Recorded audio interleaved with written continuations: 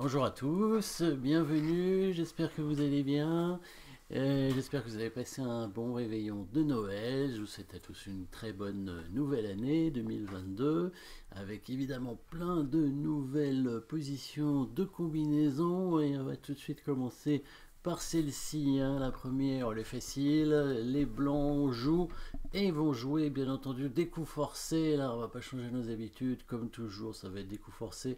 Ça va être un mat assez rapide. Il y a même plusieurs ordres de coups dans cette partie. Ordres de coups possibles. Par contre, évidemment, il ne faut pas se tromper d'échecs, puisqu'il y en a quand même pas mal. Il y en a plusieurs. Donc, dans cette position, on peut en compter au moins un de la tour, un du fou et 3 de la dame. Donc, il y a quand même 5 échecs. Sachant qu'il y en a d'autres bons, ça va, ça devrait être faisable. On va commencer par les échecs qui ne donnent pas de matériel. Alors à la fois les coups de dame en D6 et en C7 et le coup de fou. En C7 aussi, ce coup de fou qui semble moins intéressant, hein, puisque après le roi va bouger probablement dans le coin en A8 et il n'y aura plus vraiment d'échecs intéressants, hein. Bien sûr, on remarque dans cette position le matériel est à peu près équilibré, quelques pions de plus pour les noirs. Mais comme on le sait, en position avec les fous couleur opposée, quand il y a les dames sur l'échiquier, et ben celui qui a l'avantage est celui dont est qui a l'initiative en fait et qui a l'attaque, et dont le roi est le mieux protégé, même si le roi blanc n'est pas forcément bien protégé. Le roi noir, lui, ne l'est pas du tout, et les blancs ont surtout l'initiative. Donc, dans ces positions avec fou couleur opposée, quand il y a les dames sur l'échiquier, le joueur qui a l'avantage est celui qui a l'initiative et qui a l'attaque sur le roi. L'échec du fou n'a pas l'air très intéressant. Il y a 2 échecs de dames. Donc ils ont l'air corrects tous les deux.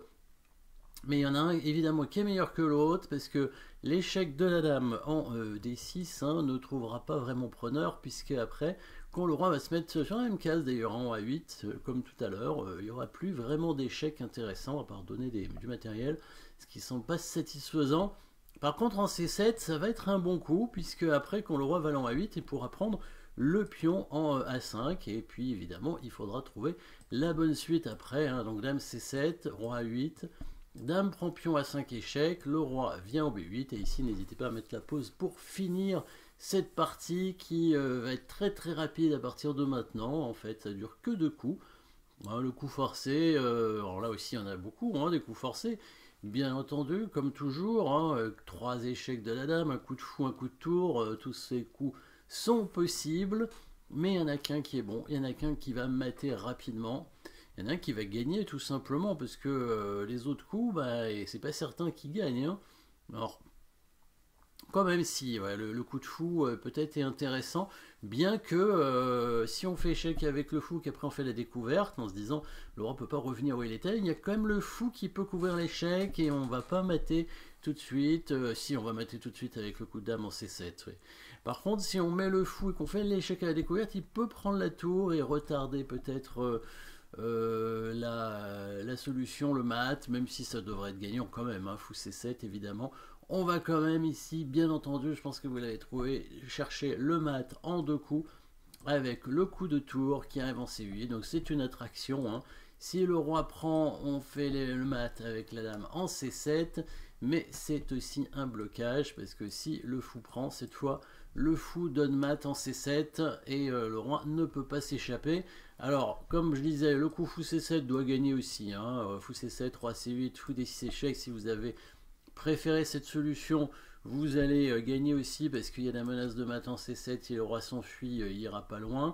Et si la dame prend la tour, ça fait retarder un peu, mais pas très longtemps finalement. On voit pas trop comment les noirs vont pouvoir reparer le mat